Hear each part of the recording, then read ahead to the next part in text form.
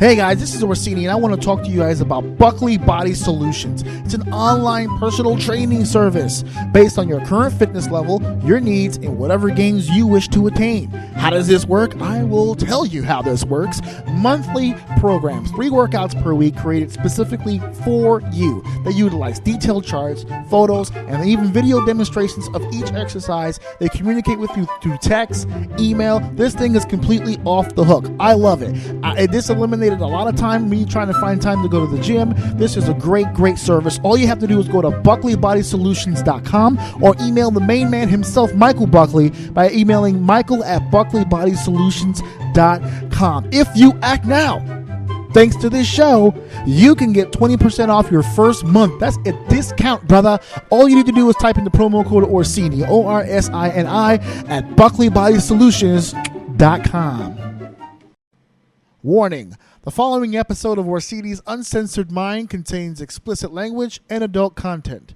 The thoughts and opinions stated on the show are reflective of AJ Orsini and his guests exclusively. Seriously, guys, the show's called Uncensored. If you got a problem with bad language, I really don't give a shit.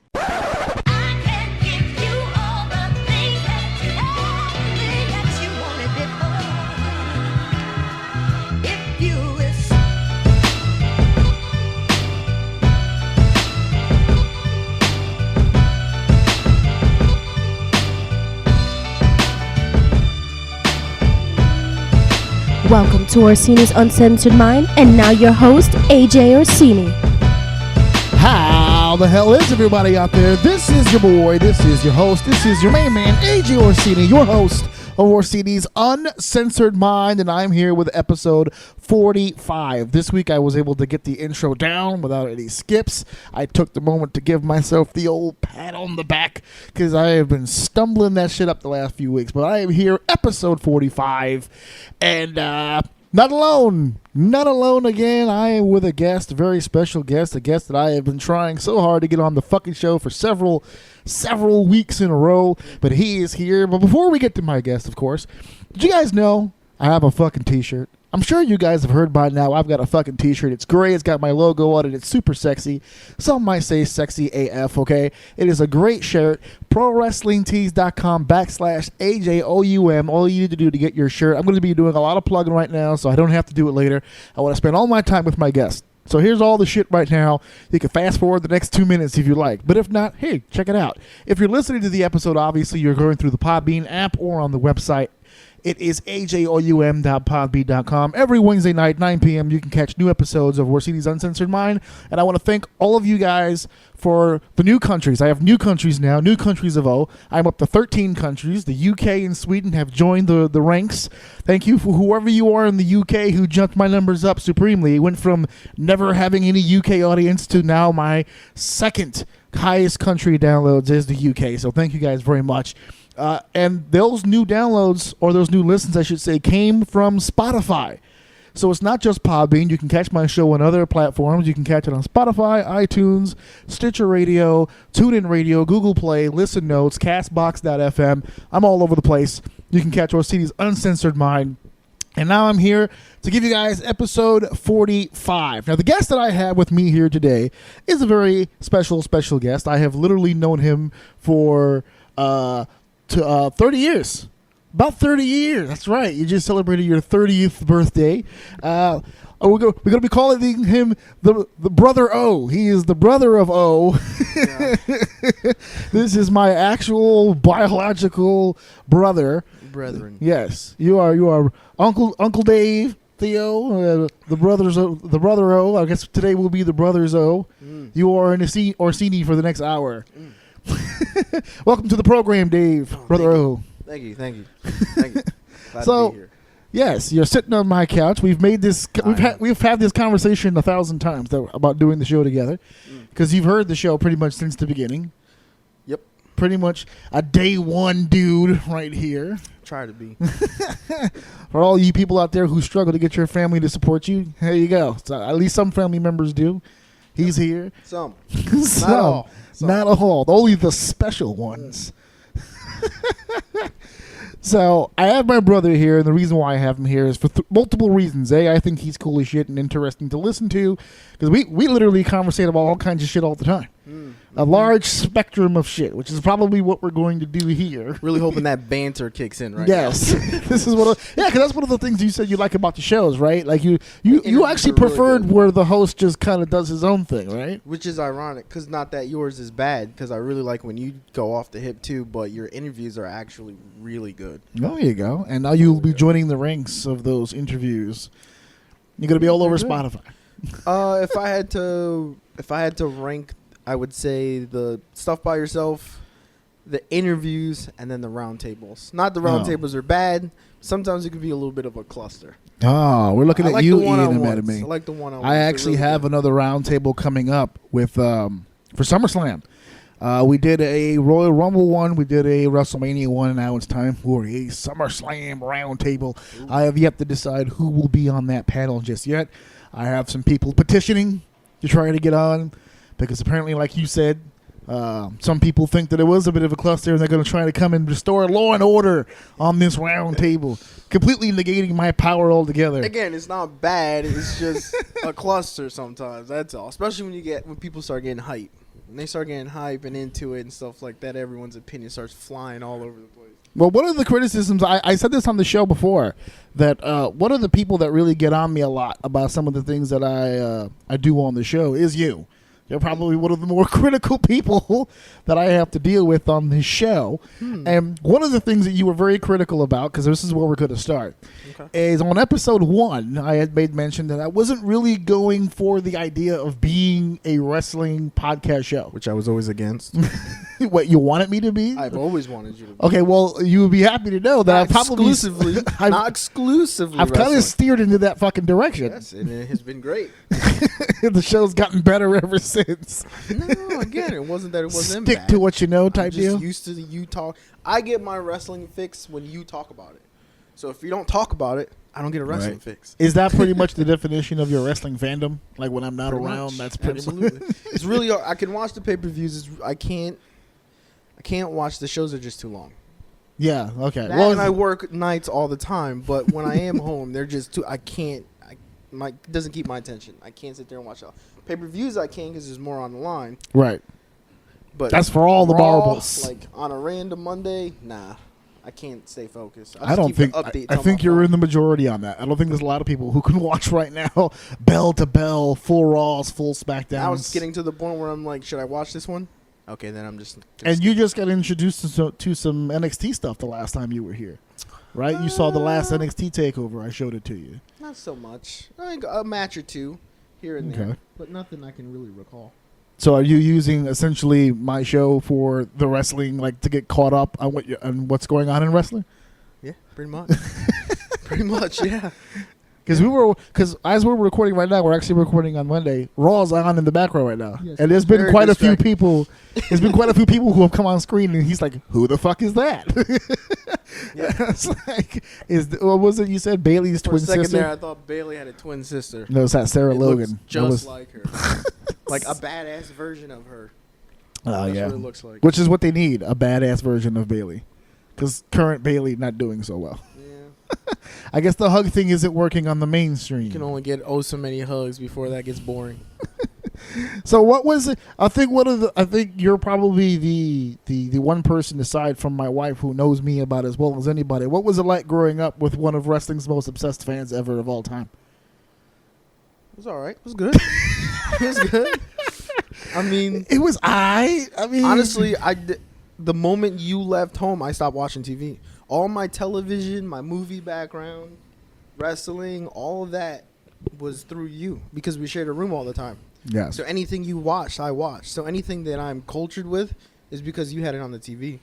Other than that, I'm a gamer, so that TV's off. I don't even have a cable box in my room. I don't need it. Yes, you are a gamer. That's actually one of that's pretty much your reputation right there, right? You're the gaming guy. In a nutshell. Yeah, pretty much. It's what I do. I work and I game. That's it. What is your game? See, I'm not really good with the game, so I'm gonna come off sounding like an idiot. But like, I know there's like role playing games, there's first person shooter games. Like, what is your area of expertise there? It's changed as I'm getting older, and it's weird to acknowledge that out loud. What, getting older? But I've definitely always been more of like a massive online person. Not necessarily a role play. Just I like that there's tons of people everywhere you go. But lately it's been more of things that are short, fast games. Like obviously the more popular Fortnite and the like League of Legends, things like that. Things that kind of resets game by game. And very short, quick, something you can do in a couple hours. A lot less time invested, like a World of Warcraft or Final Fantasy, like those type of games. Yeah. Like you get on there, you better get ready to put at least a solid 6 to 8 hours, or you're just not going to get any. You're not going to feel accomplished. You can't do that anymore for the most part. So, yeah, I'm not really much of a gamer myself. I think we started gaming together, and then I fell off almost completely, and then you just kind of kept going. Which is really funny because my favorite genre, I guess, overall would be RPGs. Like, not even just massive online. It's just kind of like RPGs in itself, like the Final Fantasy series. The first one I've ever came in contact was Final Fantasy VII, and I absolutely hated that game because of my age. I didn't understand it. Right. And it wasn't until you played it where it made more sense. I swear to God, you played it maybe like 3 times. Total, overall. But from just watching you play it, like I decent sized it, sessions, and but I just got 3, addicted to it. And I just played 7, which is my second favorite Final Fantasy of all time. Were you big on the remake when it came out? 7 remake? Yeah. I don't even think that is out yet. Oh, I thought it was. If it is out, I'm not interested at all because I've seen the direction that they're going with it. They're doing like an episodic thing with it. It's not a real remake. It's a little different. They're trying to leech money out of people like they do now in gaming a lot. So that's everything now, right? Now we're at a point now where everything is just about the leech. It's Here's the thing, remakes and sequels. And it's the same way I feel about movies. If you're going to remake something, I'm okay with like updating graphics or cinematics and things like that. But these remakes tend to modify.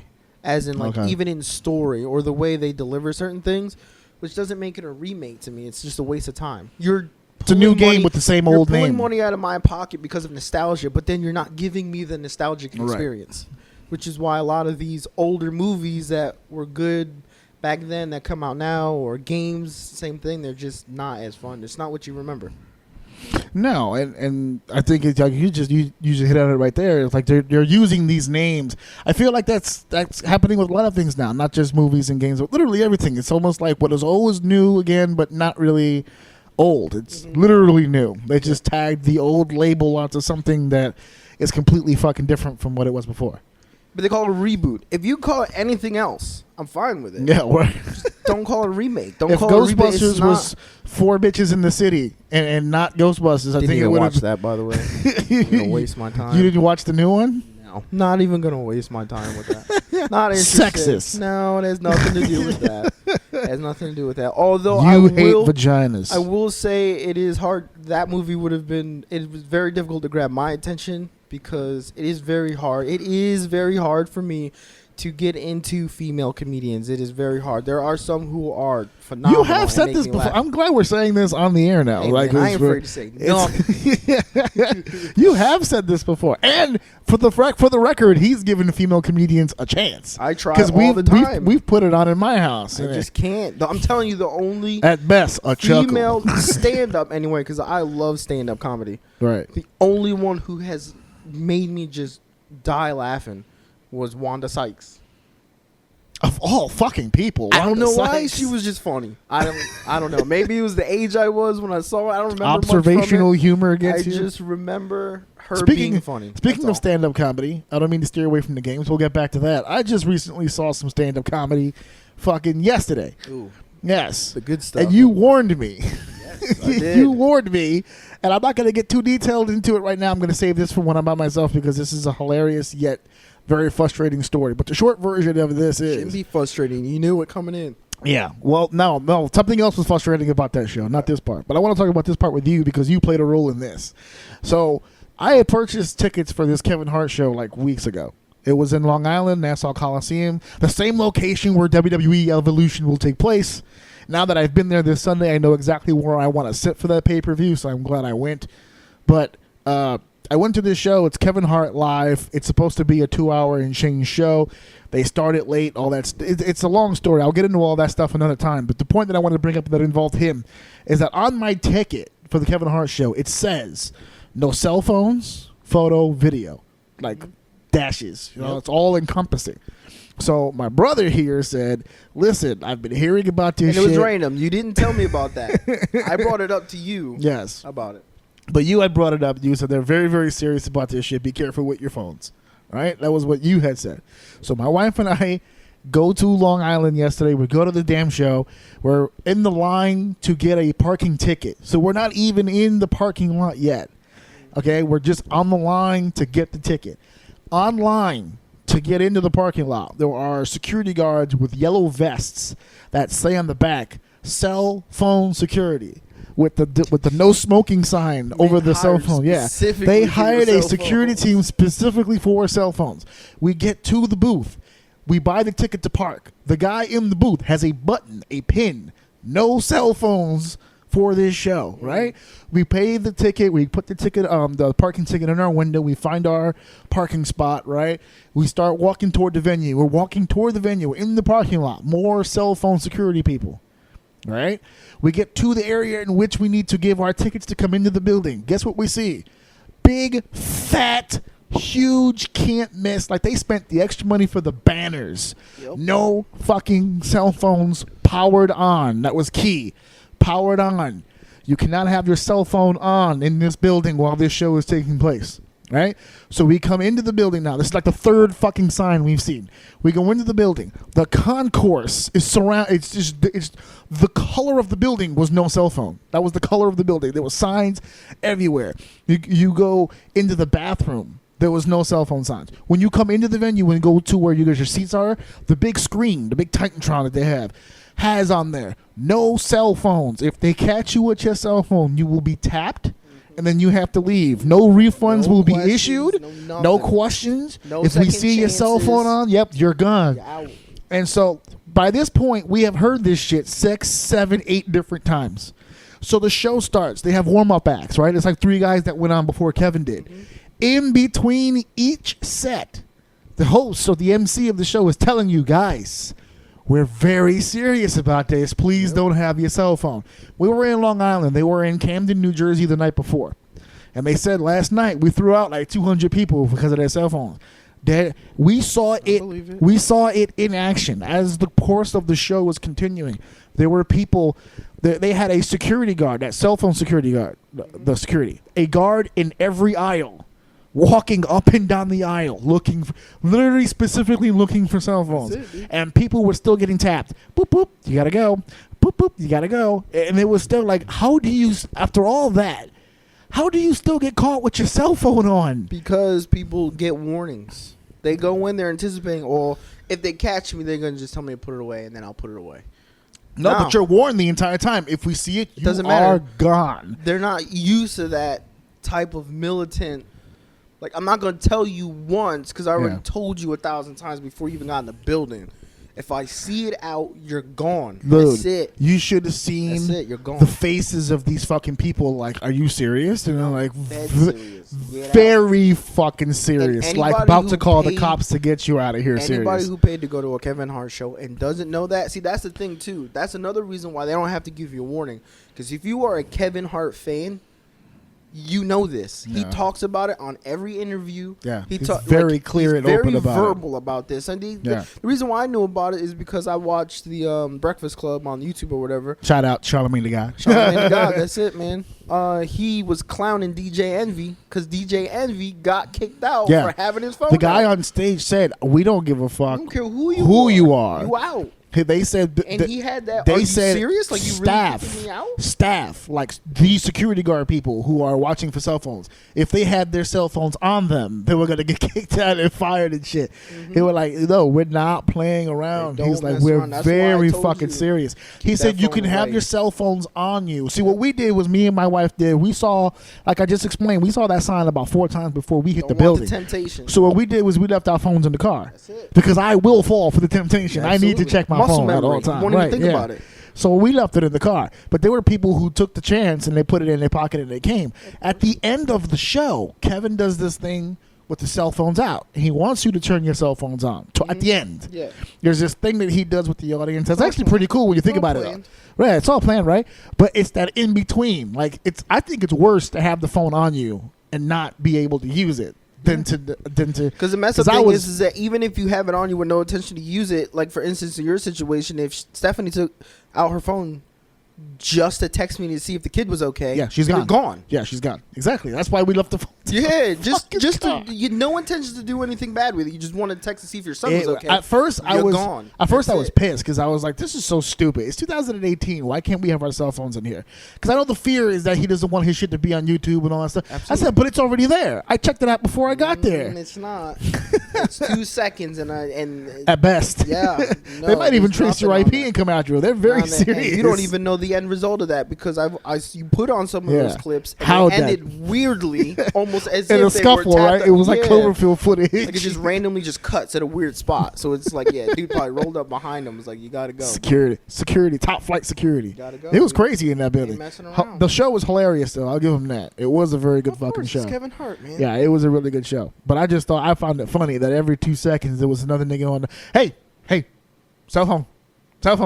Some of them were trying to be slick, like because remember I said at the beginning it was supposed to start at 7. It actually didn't start till about 7:37. It was late. Yeah. So in between, that was when the cell phone thing really became like a pain in the ass because we were like trying to kill time. Yeah. So like me and my wife were supposed to do something today, and we were talking about what we should do yesterday. And she was like, "Oh, maybe we should check out this pool place." And I went in deep into my pocket to get my cell phone, and I forgot that it was in the car. And I actually thought for a split second I had lost my cell phone. Like it was very serious for a second, and then I was like, "Oh shit, I forgot it's in the car." Like you said, You didn't have it on you for an hour or two, and you're like, I lost I it. am 35 years old. I lived in an era where we still had rotary phones. Which is so funny. And if I you think don't know about that. how I lived this long without this No, fucking it's phone. funny that you think about that because we didn't have phones until way later, and you're still attached to it, just like Like I was born with it. exactly. Yeah. I can't do anything without this fucking cell phone at all. I don't know how to live life Yeah, no, without I get checking it. my fucking cell phone for get it. literally anything. I don't I've think I'm killed like time that. on the toilet checking the Weather Channel, like with the videos on the Well, Weather I Channel. do all that. I mean, not having something in your hand, newspaper, magazine, phone, or something in your hand while you're in the bathroom, you're just wasting time at that point. But I don't think I'm that attached to it. I use it for everything, but like for instance, I got a text message from one of my friends who were saying, "Did you take any pictures of your nephew while you were there?" And I was like, "No, actually, I don't even really remember looking at my phone at all the whole time I've been here." Yeah, you have all your photos are like the old photos, and I've sent you pictures. I got a few new ones of him and the other one, but I don't think it's not my first reaction. to take the photo, right? Like that's everyone's first reaction is to take photos of whatever they're doing. I had to train myself to do that for the social media stuff because I'm doing the show. So for the show, like if you don't put content out, like it's almost like the attention span is so short on people. No, I understand. It's almost like people forget. So you have to like for instance, for me, I spend my weekends with my family, so I have to like remember to post something. Like even if it's Right. something small, like sharing somebody else's shit. Like just to keep the content flow going. Because otherwise, I'll just sit there on my fucking hands and not even fucking worry about it. No, I get it. It's just something that I don't. It's not my first thought to do stuff. Like I said, I'm very attached to my phone. I need my phone, but at the end of the day, it's like if I'm doing something that I want to, like for instance, being here and visiting him, I'm not thinking about my phone. Yeah, right. Whereas most people, their first thing is to take pictures and post it of what they're doing. Yeah. And my friends call me all the time. What are you doing? because they have no clue. They wouldn't ask me if I posted on Facebook all the time. Yeah, you're off They would know grid. what I'm doing. They're like, "Where are you?" I'm in New York. What? I don't know what his life is When like. did you leave for there? I can't scroll and find out what he's That's doing. it. Yep. The one promise I've always made myself is I don't do food. You know the stupid thing when they take pictures of their food and they that's put it on. It's a new generation. Yeah, I thing. don't know. I don't have time. The food gets in front of me and it's gone. I don't have Unless time it's to take too pictures. hot. No, which even then pisses me sometimes. Trust me. You've had a few Yeah. burnt Burn the roof esophaguses. of my mouth many a times. The skin is melting. You ever had that skin melting feeling where it's Yeah. just coming down? Yep. Fucking gross. All right, I'm glad that I have you here in particular because I know what your history is with this stuff. So I want a fresh pair of eyes on the situation, okay? You watch the pay-per-views of the current product, so you have kind of an idea of who's who, at least Here for the and there. major players. Here and there for the most part, yeah. Right. I try. Now- I feel like I'm more knowledgeable, obviously, of the older stuff. But again, Right. that's from when you were there, so you always had it on. So Right. I watched every week. Yeah, 'cause every you had it on. Well, that's what I need the fresh pair of eyes for because you saw the Attitude Era pretty much from beginning to damn near the end of it because that's around the time when Big I part left. of that era, yeah. And you're seeing today's product minus the language, titties, and overall juvenile jokes. What the fuck is this current product missing? Which, mind you, comment on that when that was going on. I was so young that I didn't acknowledge that stuff. It wasn't outlandish to us. No. It was was just just funny. like yeah. Trust me, I saw my first pair of boobs ever in life at a pay-per-view event. Yeah, I was at Miss Kitty, no, right? No, I mean like in the not the superstars. I mean like Oh. boobies. Like Like real- fans, right? I remember. Yeah, yeah, remember yeah. the show? Show me your puppies thing. Yeah. I will the show, never yeah. forget this. It was a pay-per-view of DX. And your house, pay-per-view. DX, Springfield, Massachusetts. And it was super weird because mom was sitting right next to me. And so it was like, show me your puppies. And this one girl just lifted her shirt up. I was like, wow, I've never seen like boobs in person before. That's nice. It's like the old Aqua Teen joke. It was like, I've never seen the picture with the boob meat in But it. besides that, I mean, those things like seeing Sable, things like that, like you hear him say, oh, puppies all the time, but it's not something that really. Do you stood get out the to me. feeling that sometimes fans who grew up in that era look back on that with selective memory? Because not everything from the Attitude Era was. No, you have to put in Great. perspective. No, but you have to put in perspective exactly what you said, right? Boobies, violence, cursing. Yeah. They're adults now. Okay, right. So they're going to. They identify with that now. They're gonna they identify with that now, but you don't see that in the product now. Right. So what they it sucks. remember, right? So what they remember is what they identify as an adult, So which is why there is another reason, not everything, but a Right. reason why they were like, "Oh, that era is so much better." Like this is the PG era. They call it that the was a PG great era. match, but if I saw Bailey's tits, it would have been 5 stars. Would've been amazing. It would have been amazing. Would've been It's the absolutely amazing. memories. Hey, just like that fan made your memory, 21 years ago. You've never forgot those tits. Those tits must look way different The now than they did back cursing, then. The flipping off, the interviews, the gimmicks. I don't know. They were a little bit better. I see it as a little bit better too, but it's not like the product is exactly bad. They have more variety now. I think they The have a only lot more. hang up that I have But that's is only recently what do you mean with the because current I product? refused to watch wrestling back in the you know what era. Oh, Can't yeah. say it because Yeah. Mrs. O is here. Yeah. the era of the I he who can't shall say- not be named. The he who shall not be The named here. ruthless aggression But era. during his era, and I think to me, obviously, I didn't watch because of that, but I don't know. It was just it's not the same. Now it's a lot better. You have much better wrestling.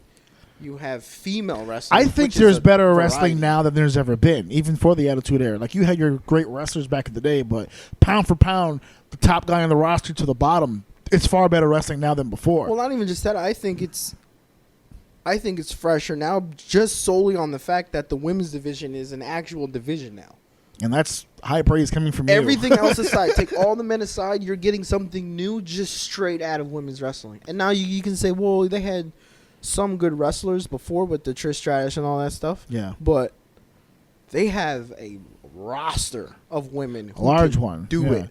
And we have another Who can do it. another Mae Young Classic coming up with 16 more competitors coming up that are also really, really, really good.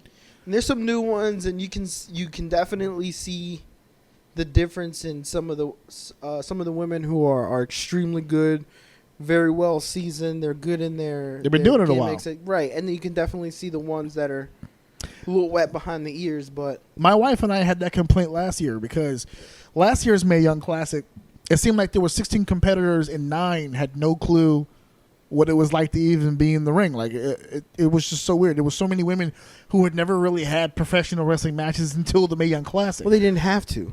Well, You this have year is these different. women All here that 16 at some point are like messing extremely up the curve. As you can say, they're messing up the curve. These women are just. Some of these women wrestlers are so freaking good that you can't just go out there and be hot anymore. Yeah. You You can't. definitely need more. Well, with the exception, look how You high the can, bar but it's not went. gonna get you. Yeah, I mean, there's a few hot ones, but we just said it before, titties. That's how the other ones got over. I mean, with you're handcuffed. You can't show your titties now, so you Yeah, but they're all attractive though. not all attractive. Hold on, time out. I don't know. Now, see, I mean, there's scales, man. You can't say that. I mean, Is it safe to say Natalia is your all-time favorite? who? Natalia or Mickey? I don't know if it would say all time. I thought Mickey was your all-time. But I can appreciate different body types. Unlike some people. Some people can. I can appreciate all body types. Oh, different okay. types. I like her build.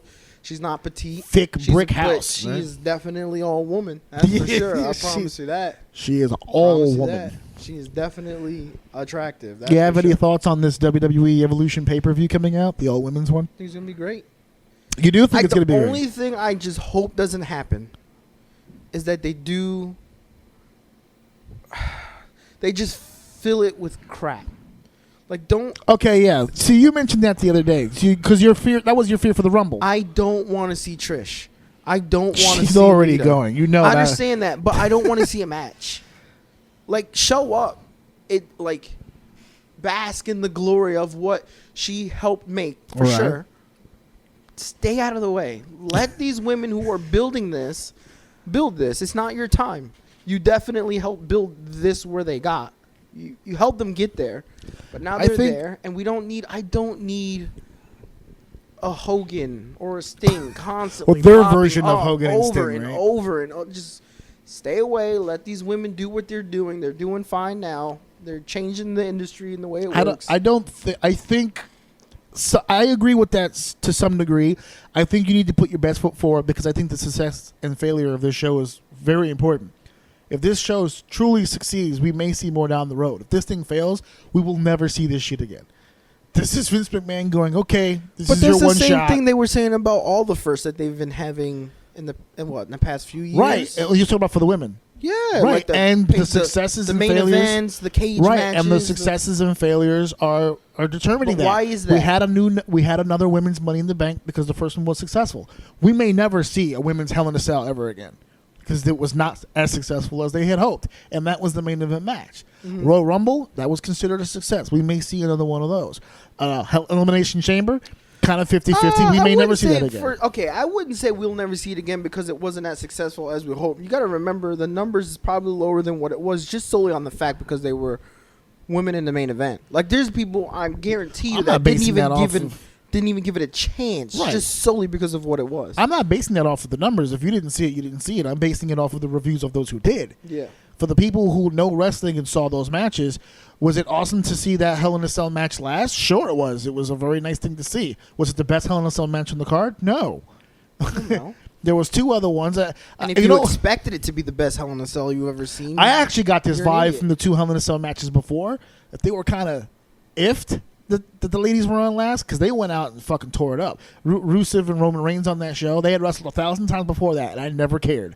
That match was as dope as I've ever seen between those two guys. you just gotta give them more experience. Rollins and Owens went out there and had a dope fucking match, and they went crazy, and then the ladies went on last. Man. You gotta understand. You gotta understand. For every Raw, how many matches on a Raw? Not enough, but we'll say about an average of close to 5 or 6. 5 or 6. Maybe one of those is a women's match. Maybe more so now. Just think about it in terms of reps, dude. They're not getting enough reps. Then you're gonna Tell throw you them in what. a Hell in a Cell and tell them to make it happen. Hey, they survived it. It was still a good match. It just wasn't. It I wasn't the main understand, event. but It wasn't like, the main to event. what standard are you holding it to? Saying that it wasn't the Other best Hell in thing a we've Cell ever seen? matches. That's what we're holding Exactly, it to. but you're talking about other Hell in a Cell matches with contenders in it that are have had a lot of reps. They know what they're doing. They don't need a Hell in a Cell to have a good match. But the women involved in this matchup and are what saying makes a Hell in a Cell a good match? The brutality of it.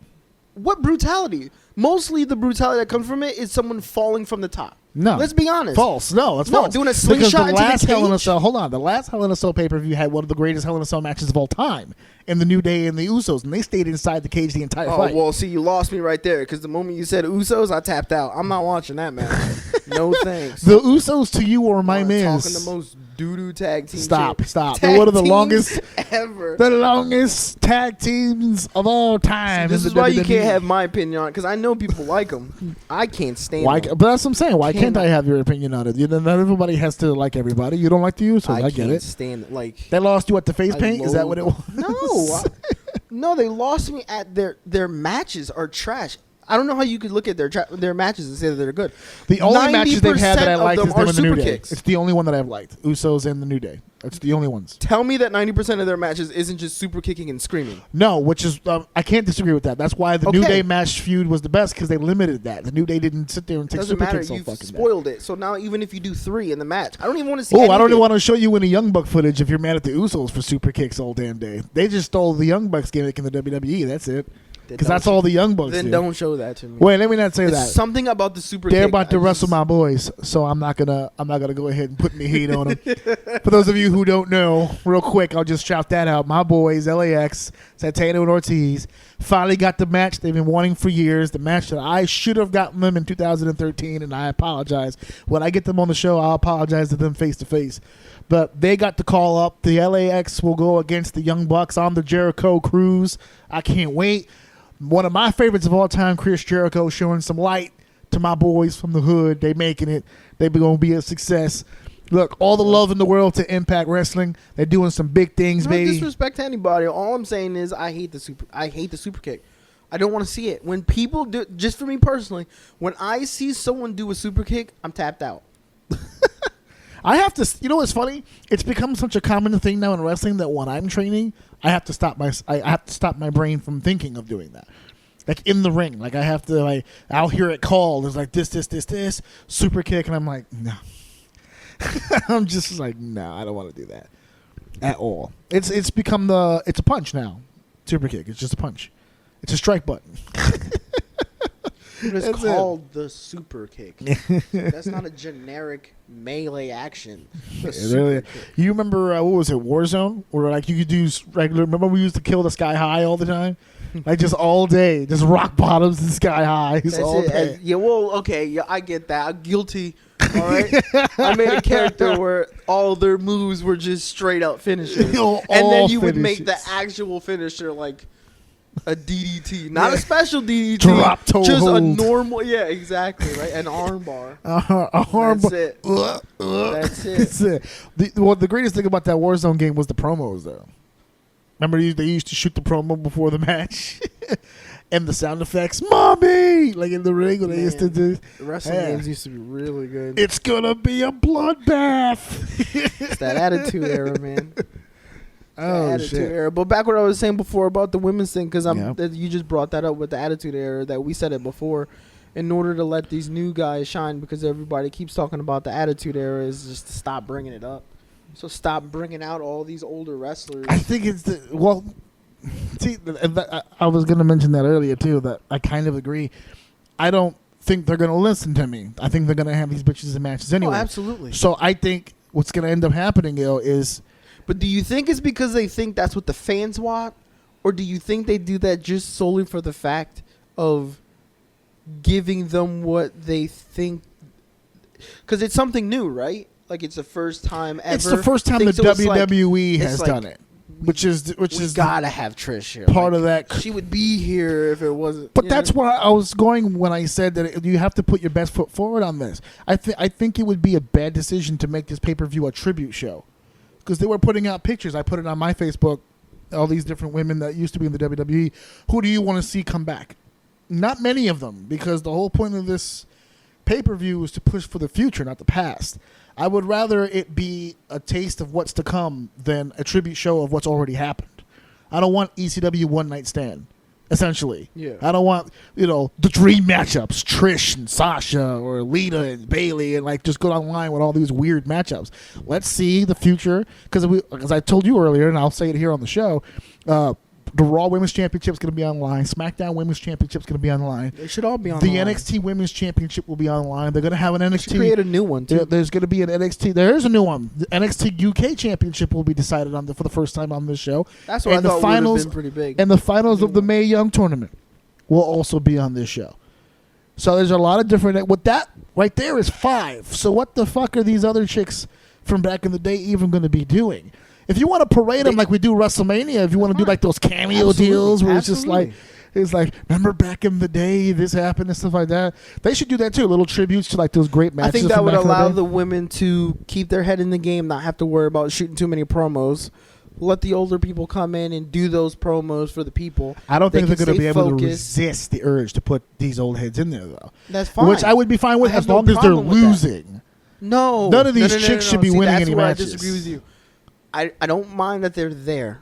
Don't put them in the ring. They're going to put them in the ring. Don't put them in. You're taking away from the people you already had that you're building. I think they're disagreeing because what the thought process in their head is going to be is, yes, they're going to be in the match, but they're all losing.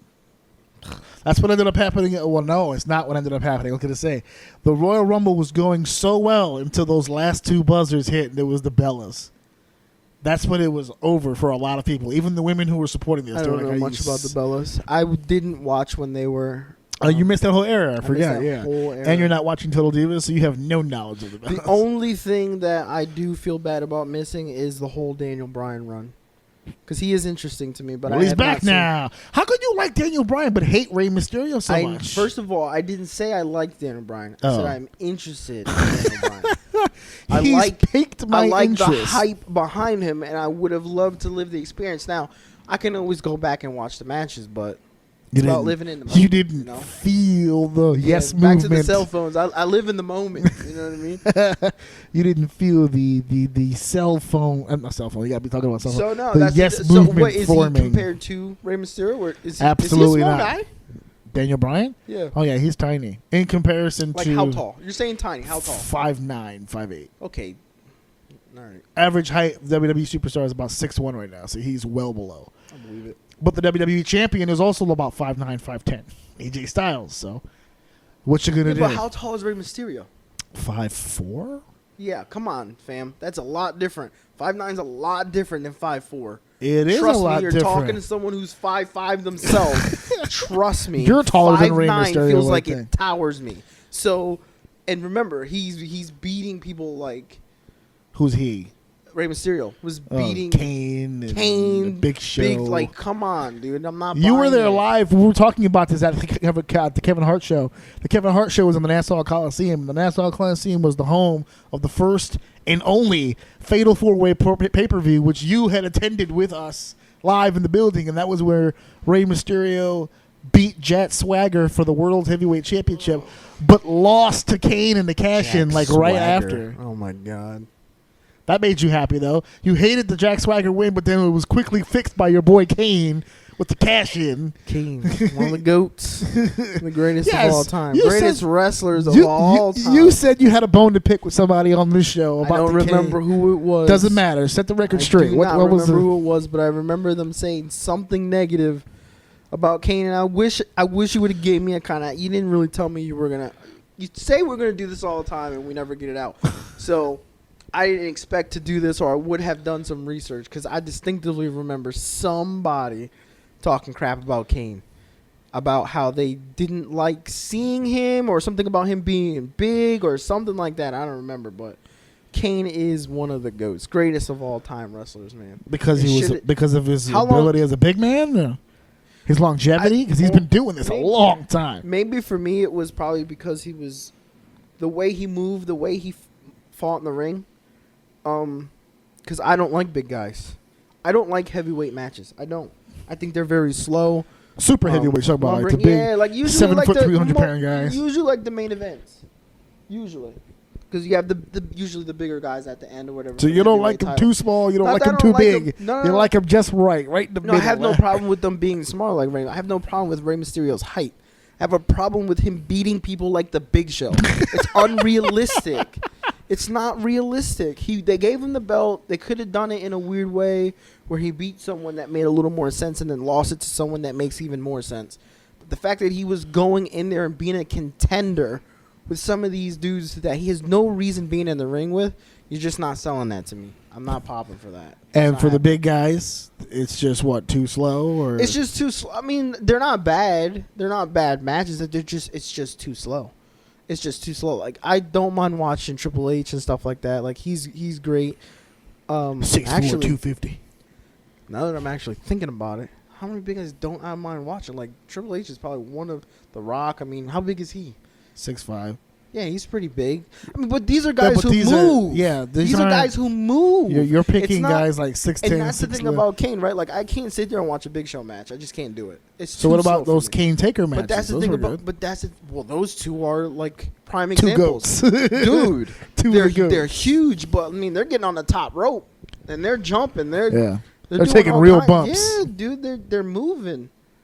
And I just like Kane's just always been, to me. I don't know if he is because I don't really keep up like behind the scenes too much, but I don't know. He's just been one guy who's always been low key, hardworking. I don't know how many issues he's ever caused in the.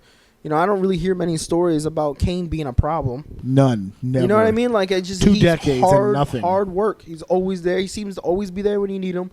No drama around him. Hard working. Takes his bumps. Fights people that he has no reason being tag team with. Does it. You know what I mean? Like, I just respect his career. He's one of the greatest to ever do it. Hands down. I don't care what anybody says. Do you follow any sports anymore? Because I know you used to be really big into football back in the day. You and Maddie Ming, who was just on here about 2 weeks ago, have something very, very in common. Fans of that star over there. Oh yeah. The big D Cowboys over there. Ooh, the big D. I watch the Cowboys. No. I used to watch much more than just the Cowboys. And I purposely put myself in fantasy football leagues now, just so that it forces me to watch more. I don't think my wife and I have watched religiously since. Like, you don't even watch your team? No, I watch my team. But like you said, I used to watch whatever the 1 o'clock, 4 o'clock game was, and the 4 o'clock, 7 o'clock game on Sunday. Yeah. Like, there was no talking to me on Sunday. Yeah, we always used to find the best matchup, and we would just watch it. It was one of the only things I wouldn't play video games to watch. No, it was football. Was football. I watched, again, one of the things that was a little bit of basketball, but that's because once you left, that was no more basketball. I don't even watch it anymore. It's so stupid, so man. bad. It's so bad. It's so bad. It's boring. I don't know. It's just not enough contact. There's like contact. It's like, I don't know. There's like not enough. I mean, it's like 5 or 6 people, and then the rest of it is just trash. Seriously, like, that's why you hear all this shit about stars leaving their teams, going to other teams as they're trying to win, or it's whatever. It's bullshit. I don't even bother anymore. Baseball, I'm not a big baseball guy. No, not enough to watch. I mean, it's something I was always interested in. It's one of those sports that if I were back in high school, that I would actually like try to play. But you're in South Jersey, so that's Philly territory. That's Philadelphia territory, and the Eagles just won the Super Bowl, so that must have been a pain in the ass down there. No, not really. I'm shocked. No. Honestly, past the first week that they won, I wouldn't even say the few days. No, I didn't even. Every time I go and down and that's another thing about Philly, that the reason why I say I just hate Philly sports. I didn't even see people rocking the jersey. Like, there's any reason to rock an Eagles jersey all year round? Would be this. Yeah, it was over. Super Bowl champions. Once it was done, it was done. I didn't really see. I'm not to say that people weren't out there doing it, but just in my immediate area, there was nothing. I think that's a national thing too. Whenever there's a team that wins the Super Bowl, you always have this post Super Bowl feel. Like, you remember the team that won. I think people have to be reminded that the Eagles won last year. Like, people just overall just forgot. Like, it's not even a thing anymore. It's just like, all right, I think my passion to following sports kind of went out the window when, as an adult, I started to realize I don't get anything from this. It's like one of those. It's like one of those things. Like, if you're a kid and you believe in Santa, and they tell you Santa isn't real, Christmas isn't really the same. Like you get stuff still, but it's just kind of like it doesn't have the same magic that it used to, right? Like the passion for my team to win back in the day was so much greater. I don't know why, because I don't know. You just felt like if they win, you win. Now as kind of an adult, I'm just like, okay. Yeah, back in the days, we won the championship. Touchdown! We won the Super Bowl. Yeah. Woo! We are the Super Bowl champions. Okay, all right, guys, well, I will see you at work back tomorrow. to my shitty job I go. Yeah. You don't get anything. I think they should make it a little more interesting where, like, the media area or whatever, just like, I don't know, free lunch for the year or something. Like, I have certain hours you eat for. I don't really know. Like, I need a prize of some like, kind. give me something. Give me an incentive That's to follow. I don't know. I guess I've just started to not really care about the sports too much, just solely for that reason. Doesn't do anything for me. It's fun. I like watching, like drinking the beer and all that good stuff, hanging out with the friends. But at the end of the day, I don't get as hyper as people still do when like a bad play happens. Oh, But okay. that's a bullshit play, and then I just go about my day. Like My wife and I almost got into a fist fight over an Odell Beckham play one time. I believe it. Because we were like, he dropped the ball. He didn't drop the ball. Don't talk to me about not catching a ball. Oh, yes. You know what? Please. That was not intentional. Please, because I saw but the I'm same glad. exact situation like 5 times after in the that. Super Bowl. What, didn't it happen in the Super Bowl, too? No, it wasn't in the Super Bowl. It was I believe it was the game before the Super Bowl. In the divisional, the championship game? I believe it was. It was the same exact play, wasn't it? I saw it many times after that and called the way that it should have been called. And you guys don't even have him anymore, right? Bryant's gone. Or do you still have him? Des No. Bryant. No, he's gone. No, he's gone. Thank God. I heard he was like out of shape now. Like he's just in No, don't give a fuck okay, so mode. it's not that he was bad and I wanted him to leave just because he wasn't doing well, because he wasn't doing great. He wasn't doing what he's getting paid for. Yeah. That's for sure. Number one money, right? Like, yeah, he's not doing that. But at the same time, I mean, he's taking up so much salary cap. They don't really have much around him anyway. Yeah. So the defensive game plan is stop Des Bryant. He'll still get big plays, Right. but then you watch a lot of replays and stuff too, and he was dropping a lot of very catchable. My thing has always been in football. I don't care how the ball came in. I don't care how fast it came in, how slow it came in, how low it was, how high it was, how right in the chest it was. If it touches your hands, You had a shot. you better catch that Yeah, ball. you had a shot. You It's get on paid you if it hits your millions hands. of dollars to have sticky fingers. I don't care if it touched your index finger. You better pull that ball in. Like the kid from Little Giants with the That's shit it. with the head. It's like- That's it. You better catch it. So there were a lot of plays where people were like, oh, it was a bad pass or whatever the case may be. It was with our star running back out, you're the only one in there. They're going to cover you to hell. So you got to make plays. And he really didn't. And it freed up a lot of salary cap. They've been making some moves and stuff like that. So I don't know. See what happens. See what we get going on. Picked up some. For those of you listening, you're probably wondering right now, wow, what the fuck is the format of this show? The answer There to is that none. question It's is called there banter. is none. We're doing back and forth because this is what It's my brother banter. and I do all the time anyway. It's going to go from wrestling So- to sports to games to wrestling to games to wrestling And to now sports. I'm zagging again. Deal with So it. here's the setup. Ready? Here's the setup. Wrestling tradition, post-match meal is huge in wrestling. Where do you eat when the show is over? Now, there's a lot of famous places. If you're in Japan, you go to the Riviera. Here in the States, as disgusting as it may sound to you people, but Waffle House is like huge for wrestling guys. When they're traveling around, you head to the Waffle House.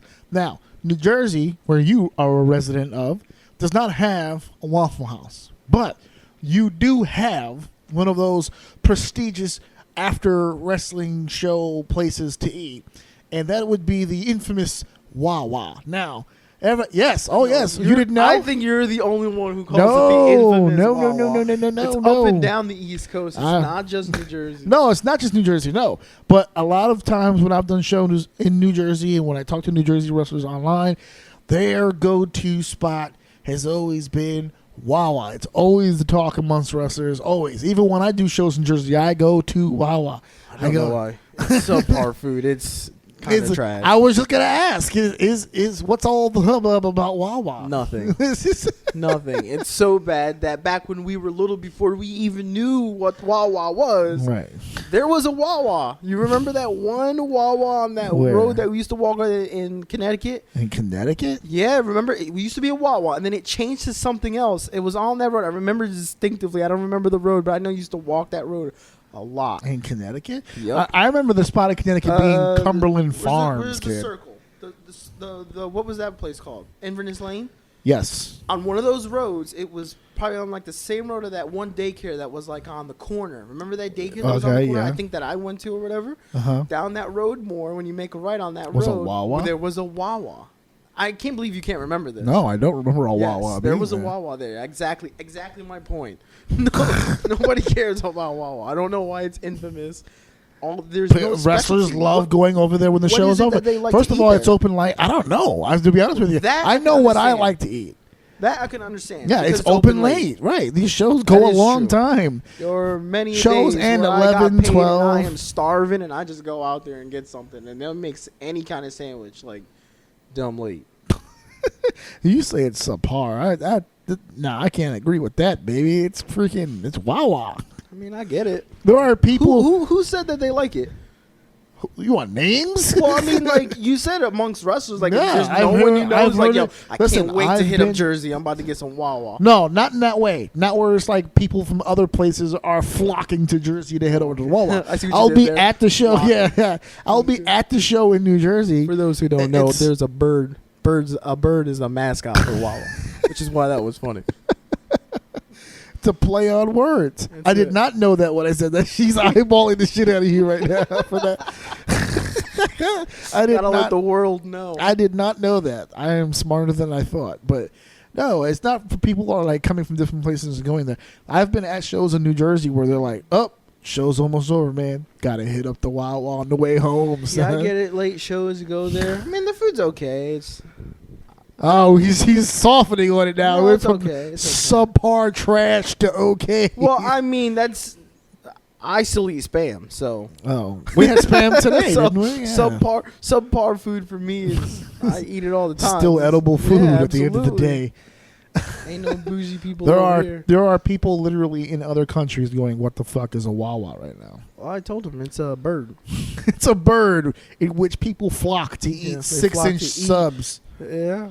I mean, if you buy a 6-inch, that's kind of stupid. It's like $2 more, and you get a 12. Also with New Jersey, also, Making the upsells. oh man, that's it. You're done. You're blackballed now from Wawa. In New Jersey, you pump your own gas. For Yeah. some reason, that is an ordeal for people For outside of New Jersey. There are people. You say that until you're standing Dude. there while Jackass is over there talking to somebody, and you like, I could literally just put the pump in the car myself. But that's the ordeal I'm talking about. If you, I was not googling. I'm sorry. I was searching through. I said traveling. I was going through some shit, and there was a few people who like. I don't think New Jersey is the only place that does it. I think there are other states that do it as well. But there are people who were born in these states who've never pumped their own gas, and so when they go to other places, they have federal conniptions because they Pull up like idiots. they sit in their car. Yeah, they just sit in their fucking car. For those of you who don't know, if you're in New York, baby, you're pumping your own fucking gas. That's it. First of all, don't get gas in New York, please. Oh my God. what's wrong with the gas in Bypass here? New York, go to Jersey, let them pump it for you for cheaper, and then come back in. Although, yeah, no. Well, I never gas up to go to Jersey. I always wait till I'm in Jersey to gas up. Yep. Even on the Pike, it's cheaper than Yeah. here. It's crazy. It's also that way going up. When I used to go to Connecticut, the gas was cheaper up there too. Yeah, I think it's just New York. No, because PA is expensive. Yeah. When I went the other way, right, babe, PA is expensive. We go to the Poconos, we get raped. Literally raped, like sodomized. Pull into the gas station backwards with your cheeks open. Yeah, that's it. It's like, oh, you think you pump gas in car? No, we pump gas into you. you pump the gas into your Diesel too, the expensive shit. Right into your ass, sodomy. That's what happens whenever you're in PA. If you're listening from PA right now, fuck your gas stations because I get raped every time I go over there. No, it happens to me sometimes too. Like when we're driving outside, because I don't gas up in New York. When I come here, I know it's not like I'm passing through, right? and I need to get gas here, I know that I'm coming here for a reason. So I'll gas up with enough gas to get there and back without having to do anything. So Right. without having to get gas at all. But there are times when we drive long distance somewhere else and you start running and you need to get gas. And I'll pull up and I'm just like looking around for somebody. I'm like, oh, wait, I got to do this myself. Speaking of driving long distances, you took a Texas trip with me. Oh, God. My ankles have never been the same. Never been the same since? I think I still have pictures of how swollen my legs were after that. From being in that sitting position? Insane.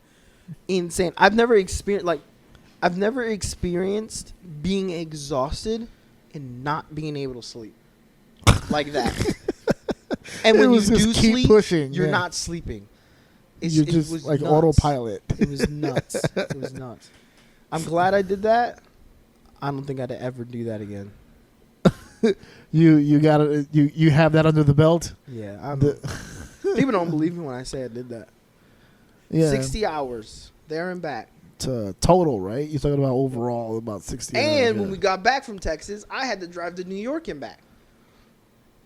Yes, you did because you had some of the boys.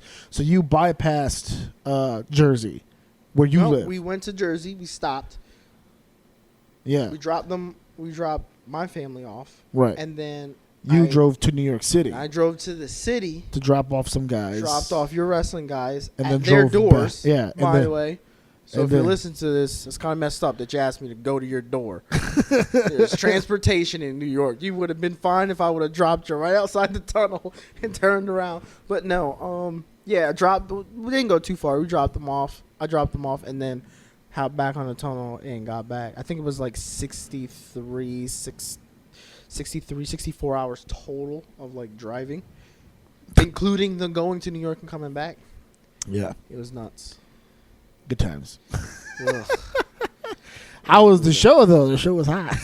The show was would have been able to appreciate it more, I guess, if it wasn't so tired. No, But no, it was a good time. It was fun.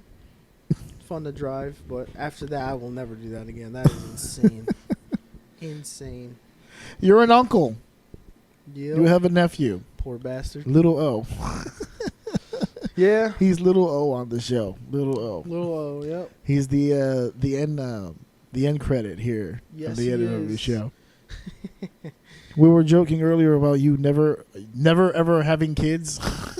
Yeah, probably won't ever happen. You're living Makes- vicariously through mine. And he makes sure of it every time I see him too. Stop. He's a good kid. No, he does great, and that's one of the reasons why I say that.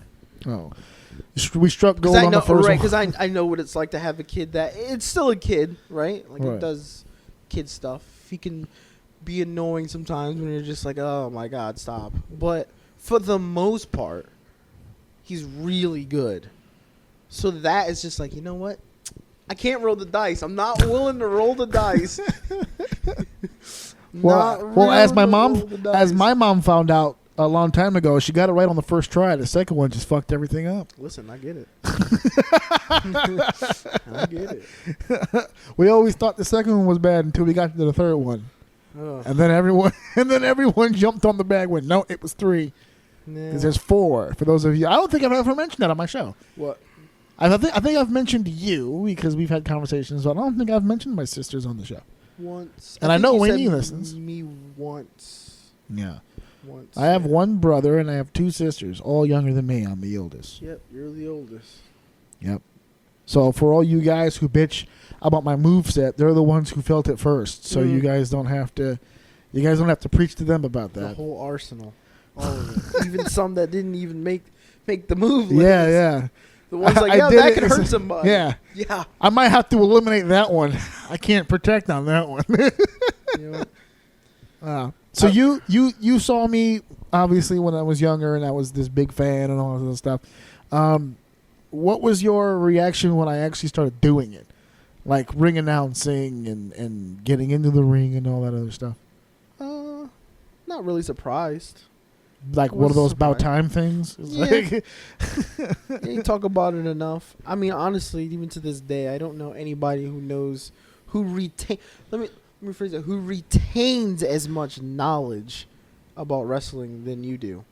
But then again, just like in elementary school, right? How do they teach you to learn stuff? By writing it over and over and over. And it's about so many times you can take, not even wrestling that you watched. You would go out and buy like those old, like VHSs, like no, not VHS. Those old books that tell you about like the almanacs. Yeah, from like this the year almanacs. to this year. I still have them. And you would like copy the books in this weird computer for no reason. Oh, and like yes, make yes. these weird matches and like study people. Like it just made no sense. Mom used to get so mad. Okay, so here's what used to happen. So we were what she said? Well, the flip coin thing, right?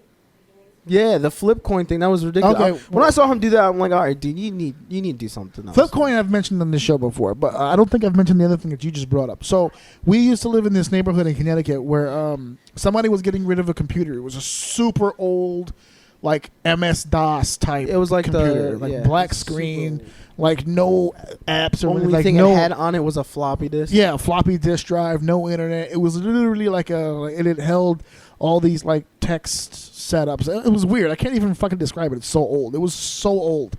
And what happened was that you could save files and write like documents on it, but you couldn't really do much more than that. It was like a typing mechanism machine or whatever. So it was pretty sizable too. It wasn't exactly like a laptop today. It was like a really fat ass desktop computer with a big ass monitor. It was the whole deal, and it couldn't print. I mean, it had print capabilities, but the printer that attached to it, like the socket, was like 1970 something. So there's no print. So whatever I'm typing in here isn't going anywhere. I can't print it. Nope. I can't put it on a drive. Like you said, it was like a floppy.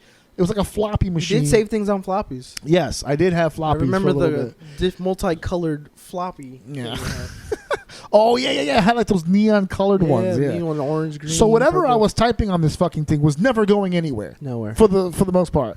Yeah. So what happened was I would keep the results to pay-per-views on that. I would keep track.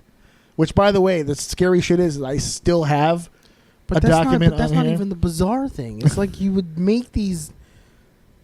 You would read these books of old wrestlers, and then you would add them to like these made-up pay-per-view things. You like hours. It's not even like on it. It wasn't even like you did it comfortably either. It was you had it on the love seat, so it's like the 2-seater couch, and it's like it on one side of the couch and you on the other, like halfway sitting on. Like it was. You didn't even do this comfortably. No. You just went out of your way to type the most ridiculous stuff, so you retained all that knowledge, which. I had and I still have it today. Obviously not from that computer, but when I used to work security, like you said, I had the almanacs. So what I would do is I would do the pay-per-view results.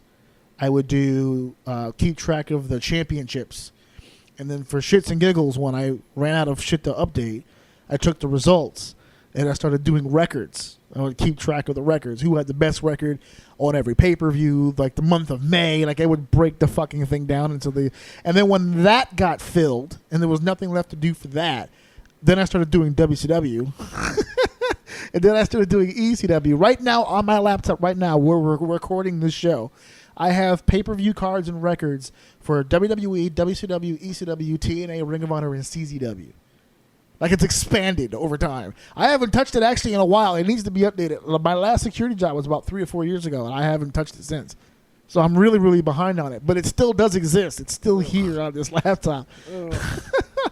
But you know what? It's so interesting that you pointed that out. This is why I guess having you on the show is great, because that skill of being able to memorize all those different things helped me in the actual business. Because what happens is before a show even happens, when you put cards together for a particular show, that fucking thing changes like 12 times before we get to the fucking venue. Like, if you don't know how to put these things together, that whole shit could fall apart. It was one of the things, that skill being, because you laugh about that big ass computer, but you know what?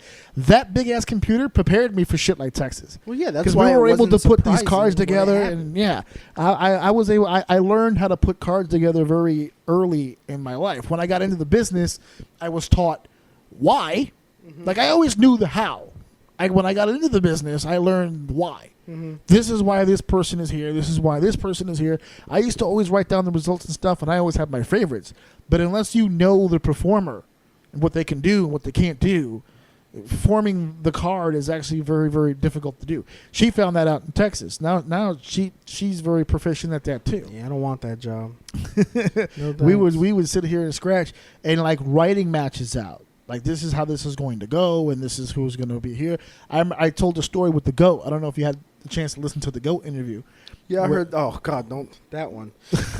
one of the most gayest comments I've ever heard in my life. Oh, the band love thing between Whiplash and Cage. Oh man, I'm really hard trying to remember exactly what he said. Man, he said something pretty ridiculous. Maybe I'll remember it later. I'll bring it up. Yeah, we'll pull it up after to make fun of it. But he said something. He called him like his partner or something like that. His hetero life partner. There you go. Yeah, he was the hetero life partner. There it is. I looked that up because usually when I'm listening to it, I'm playing something that doesn't really acquire much of my attention. So I'm just playing something that is repetitive. I'm not really thinking too much about it, so I'll just sit there and listen to it. He meant it. And when he said that, because I have like multiple screens, so I had kind of just the pod being up, this on the left. When he said that, I just completely stopped what I was doing. I looked at the other screen. I'm like, what the fuck did he just say? He said what? It's his hetero life mate, and he means that in the gayest way Hey, possible. listen, man. That's it, dude. I respect it. 2018, baby. Don't assume anything these days. He can love whomever he wants. But I bring them up because one of the biggest learning experiences of my life was Cage, because he was the biggest learning experience of my life because I had never actually sat down and written on paper a battle royal. Or in this case, it was a Royal Rumble because we were doing timed entrances from 1 to like I think 20 or 22 or some shit. Yeah. And he was the one that the boss had picked to win, but he pitched his fit because he wanted to go 1. Now he claims on the episode a whole different story, but the story that I was told was that Cage wants to go 1, but he has to win. So let's figure this out. So that was the day when we sat down for like 2 hours, and I learned how to write a Royal Rumble.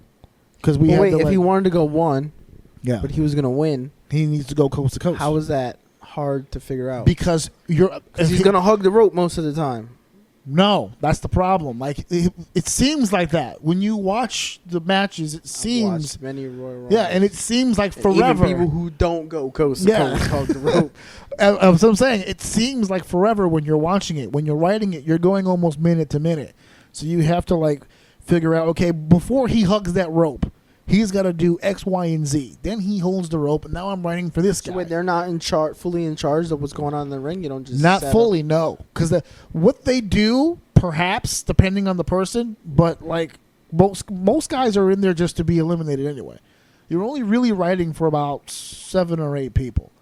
Everybody else is just in and out. The people who are designated as like the top guys who are going to be top in this match, they're going to call the eliminations. So it's like, okay, you're going to eliminate, throughout the course of this night, you're going to eliminate, I'll just throw names out there like in WWE names. Okay, you're going to eliminate Goldust, Truth, and Orton, right? How that happens, you'll get your time cues from the ref. But once you get your cue, you figure out how that elimination is going to go. He just has to go. That's why you see some botches sometimes in these eliminations. So you assign eliminations to people and then let them figure out how they're doing it. Well, they figure it out, but they still have to kind of run it by like what the idea is going to be. Where it's just like okay. So much unnecessary micromanagement. Now, the reason for that is because everything comes down to a time cue. If Braun Strowman's coming out at 12 or 13, I need a full ring, right? But I don't want to lose the audience, so maybe like 1 or 2 eliminations so I can keep like 10 guys in. Right, so the Hurricane's gonna come out, and then this guy's gonna come out, but I'll still leave 10. Whoever books matches gets like a Royal Rumble. But bonus. Then like Braun comes in, right, and he's the big monster. So out of those 10, he's going to eliminate. You want him to kill people, right? He's going to eliminate 7 or 8 guys, right? Right then, right off the bat, just to make him be the monster in the match, right? But we'll leave 2. The 2 will jump on him, and then here comes some more people into the match, and right, exactly. And you fill out down to your final 4, to your final 2, and then yada yada. Right. So it was just a gigantic pain in the ass, and I had never done it before. Luckily, I was in there with a few guys. One of the guys who really helped us figure that out was Shane Douglas. He's been in a few of these things before, so he kind of had some ideas on how it should go or whatever. And he was the one who told me about that. He said it all comes down to a time cue. This person needs to be here. This person needs to be here, here, and here. How that happens, we'll figure that shit out. But you kind of work in reverse when it comes to these matches. But Cage made it more difficult because the more eliminations you can plot, the better it is. Now, I know at the end it's all the same number of eliminations. If you got 30 guys, there's only going to be one winner. So no matter how you plan it, it's 29 eliminations. But it doesn't feel that way when the first guy out can't be eliminated. It's like you're almost handcuffed to this one person throughout the entire stage of the planning. Yeah. It's all the way through. So that's why I was like, that was a learning experience, because it's like every time I found myself in a hole, I couldn't cure that problem with an elimination because Cage can't go anywhere. Yeah. So it's like you have to, just like you said, it's micromanaging. It's just getting here. Yeah. And then at the end of all that, when the show match actually happened, I caught heat because he wanted to do a promo and they wouldn't let him, and I said fuck it and gave him the mic anyway to do a promo. How'd that work out for you? Not well. Not that night anyway. Afterwards, people got over it because it ended up being a good promo. Luckily. How mad would you have been if that promo was duty? Of the people on that show, Cage is one of maybe 3 people I would have handed that mic to. Everybody else I would have said no. I would have walked away. That wasn't a question. I didn't ask if he was capable. I'm saying how tight would have you been? Especially, it probably would have been worse because he is the guy that you think is capable, and then he just goes out there and just straight bombs. I think he got punished for it more than I got punished for it, to be honest with you. Because the point of winning that battle royal for him was that he was going to win, right? And then eventually face the champ, the main guy. But what ended up happening is I think he caught heat. I think I caught heat. And what ended up happening was they left him off the next show. So question, why didn't they want him to shoot a promo after that? He just went coast to coast, so I don't see why it'd be a big problem. Makes sense to do the promo because you want to get the audience behind you, but they felt timing-wise they didn't have time for the promo. The last 2 matches of the show was going to be Chavo Guerrero versus Gilbert from WWC in Puerto Rico, and the main event was Shane Douglas. Wow, this was a long time ago. Shane Douglas, Joey Talon, and I'm drawing a blank on that 4th guy. I forgot who the 4th guy was. Against Ortiz, Santana, again drawing a blank. Another guy, and the SATs. It was the 2 SATs, Joel and Will, and EYFBO versus 4 other heels. So that was the 2 main events. An 8-man tag, and then Chavo and Gilbert. So they need time. So they don't want to jumble up. This was the opening match, was this Royal Rumble thing. So they didn't want to eat up a chunk of time on a fucking promo. But if he's going to be the guy that faces eventually the winner of Chavo. That was my next question. Cage is supposed to. How big of a push is this guy going to get? He was supposed to be the guy. He's going to be the guy. Gilbert was the champion at the time, but he belongs to Puerto Rico. He doesn't belong to us. We're an indie company. Right. So he's not staying for long. As a matter of fact, this match with Chavo was just to make him seem like an even bigger star to the American audience. They didn't really know him. He was a star in Puerto Rico. Everyone knows Chavo. So Chavo's job was to make Gilbert look like $100. $1 million. That way he could make Cage look like $1 million and make Cage look like a legit champ. Yep. But we did the promo anyway. So what ended up happening was that for whatever reason, air quotes, he was left off the next show. And then the following show he was feuding for the secondary title. Like our version of the AC title. I forgot what the name of that belt was. Promo?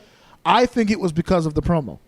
Because the champ ended up fighting another student guy but it wasn't Cage. It was somebody else. I can't remember. I want to say Joey Tell. I can't remember who it was. Did that promo mess up any timing? No, it did not. Not at all. And it's just a power trip. I think they were just mad. They said no, and we did it anyway. It's just a power trip. It was a power. Well, knowing the history now and how this whole thing unfolded, does it really surprise you? No, it's a power trip, and this is just the way wrestling in general works. We've talked about this before with the whole Stone Cold Steve Austin always trying to tell people you got to make your own way. Even down to the indies, you can't do that.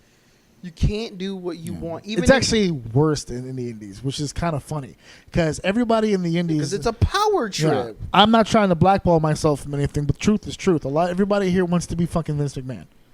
I've seen promoters who nobody knows, who's done nothing, who has been nowhere, and the closest they've ever been to anything successful is whatever they've paid to buy. Like whenever the former WWE superstar, blah, blah, blah, blah, who will go into, like, for instance, my messages, like or a friend of mine who's a wrestler or whatever, and wants to completely change the gimmick. You know, hey, I like what you do. I dig it, but you know, I kind of need something else. It'll be like they'll call, like for instance, since we're talking about him, like Cage. You've seen Cage's whole gimmick and the whole deal. This is how he looks. This is how he is, right? And then promoters will call him and be like, yeah, I need a sheep farmer guy to come in here and do this goofy shit. And I'm like, what the fuck are you talking about? So what is his end game goal? I don't. Is his end game goal to be an actual competitor to WWE, or is he just doing it out of passion? They just no, and I don't even think it's passion. I think it's acceptance. I think a lot of these people, and I've said this before. If I wish I could be Thanos for a day and just snap my fingers and get rid of literally half of the fucking indie companies that are in existence, literally everywhere. I wish, because back in the day, in the territorial days, it used to be like one company a state. And there would be like a few companies that would get like special permission to run certain shows in certain states, you know. And if a mud show or an outlaw show or a backyard show even existed, like the companies would join together and just fucking get these guys out of here because it's bad for business. Okay, if I have a great wrestling show and I charge $20 to come to my show, right? And there's a company that ran like a week before me, who's a shitty show. And they charge also like $20, right? That person already spent their $20 on wrestling for the month, but they went to a shitty show. So guess what they're gonna do next month? They're not gonna spend any fucking money, because in their mind, the indies in my area suck. So I don't want to go. Yep. So now it's harder for me to make $1 because this asshole over here doesn't know what the fuck he's doing, literally fucking it up for everybody else. And there's far too many of that. There's a lot of them here in New York. No, I believe that. There's a lot of wrestling here in New York. There's a lot of wrestling here in New York. Not all of it is fucking good. That's why I don't advocate for fucking everybody. Yeah. I don't hold myself here on this show. Orsini's Uncensored Mind does not belong to anybody but me. I promote literally any company that I fucking want. Yeah, right. Until Spotify gets a hold of me, you right? Sold out. You sold out. But I'm not beholden to any particular company. I can do whatever I want. But that also works the other way. I don't have to do shit either. So when people hit me up and they're like, hey, I saw that you promoted this company. Would you mind promoting mine? Hey, send me some shit. If I see some shit that is shitty, I will not promote your fucking company. I'm not putting my name on that. Yeah, I'm not putting my fucking name on that. Don't think for 1 second that you think that I'm an up-and-coming podcast. I just want to start throwing people stuff everywhere. Which is the assumption. It's like, hey, you know, it gives you content. I don't need content from you, motherfucker. I have people that watch me. Maybe they'll listen to you. Nah, I'm good. I'm good with that. I got to 13 countries without your punk ass. They watching your dude show. I don't want them listening to mine. I've been trying to tell people to send me some shit from other places. I want to see other wrestling. Yeah. This reaching out into other countries shit is great. I love it, but I want to use it to the most that I can. I wanted to see like other shit. I got sent some shit from Chile, dude. Some Chilean wrestling. I got sent. I didn't even ask, and it was good. It was actually good. Like the wrestling was really good. Why would you think it would be bad? By my tone, I did give the impression that the assumption. I thought would you be, were open-minded here. Now you're going in it like this is gonna be. That trash. wasn't an assumption of trash. It was an assumption of non-existence. I didn't know it existed. Right. That's why I'm stunned. It wasn't that I just assumed it'd be shitty. It's like, wow, there's people over there doing this over there. I didn't even. They know. were doing some nasty shit. I was like, this is really good.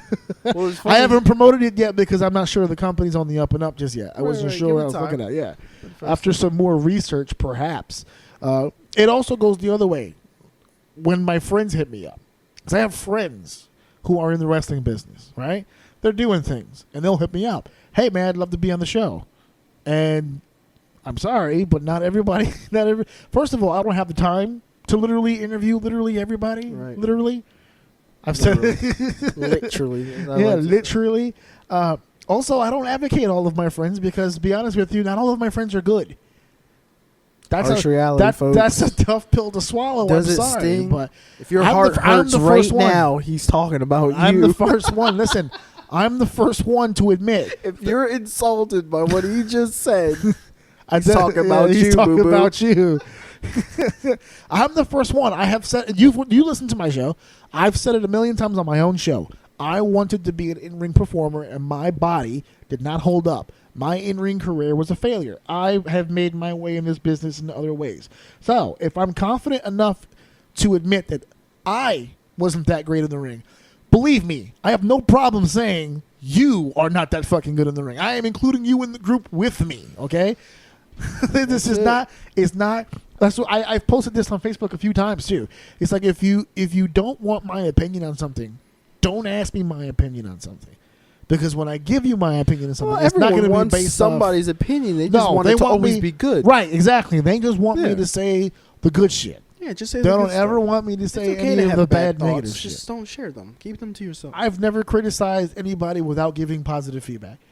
Every single video that I've ever critiqued in my entire life, I have always given good and I have given bad. You can take from either side. I don't give a shit. Your career is your career. I'm not getting any money from what you fucking do. I don't care.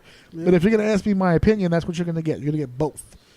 Well, and a lot of people don't like both. They just want the good. They don't want that other shit. Yeah, which blows my mind because if you don't get the negative, how the hell are you supposed to get better? Which is why there are people who honestly, I don't even really want you to tell me what I do good. I know what I do good. Tell me what I do bad. Yeah. So that I can which is fix why it. there are people who succeed and people who don't.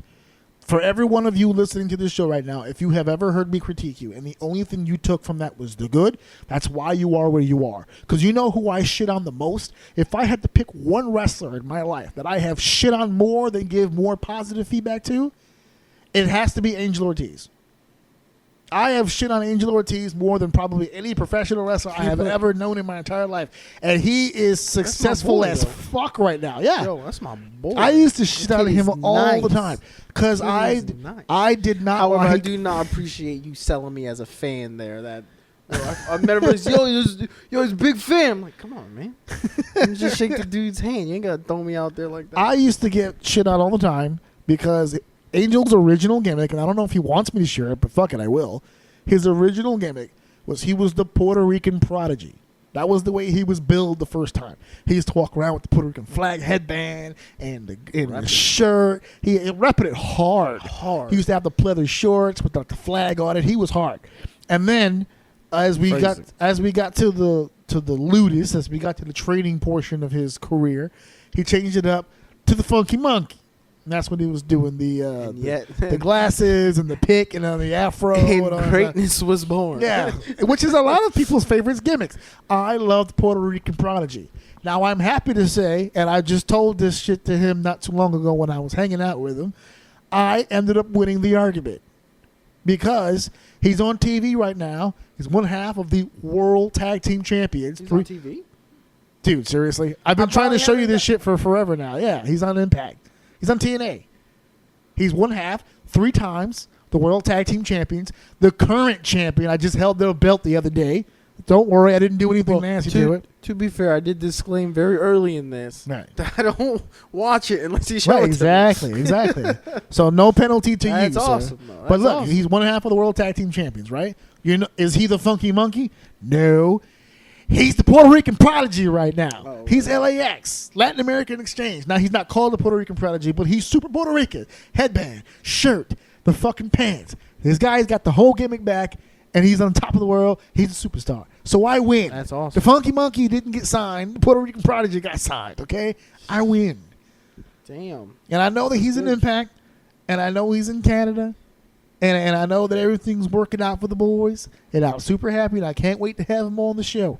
But he's going to skyrocket to the top being super ultra Puerto Rican guy. That's what I've been saying it all the time. Because how many Puerto Ricans are there in the business? How many? That's what I'm saying. You can't be super Japanese guy. There's mad Japanese guys. You can't be super American guy. There's mad American guys. You can't be super British guy. There's mad British guys. You can't be super Mexican. There's mad Mexicans. Ain't no fucking Puerto Ricans doing it big in the States. Is there not one? No. I mean, Homicide did his thing in TNA for years.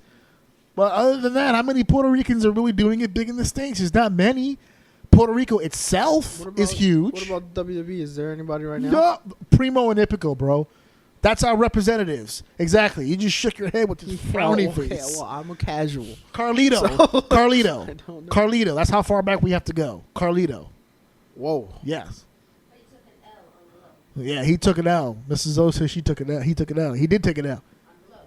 On Glow, yes, on Glow. Isn't that like a Netflix? What? Yeah, it's the wrestling, the thing with Allison Brie and whatnot. That shit is great. Yeah. You're all about the women's revolution, brother. I can see it on your face. I am all about it. So I'm not going to sit through that shit, but, good luck on the pay-per-view. No, I'm going to watch the pay-per-view. That one I'm going to make sure I watch. I'm going to. Me and my wife are going to go to it. It's going to be good, too. I don't think they're going to disappoint. And if I had a daughter, she'd be there, but I don't. I have a son, so he's going to be home. By the way, if you're not doing anything, I need a babysitter October 28th. Oh, God. Anyway, skipping past that one. What was I going to say? Oh, that was that conversation leads right into what I was trying to say earlier until you told me to not talk about it because you were pulling out the equipment and you want to wait till the equipment was out. That actually led perfectly into what I was going to ask you. Okay. The random question that popped into my head.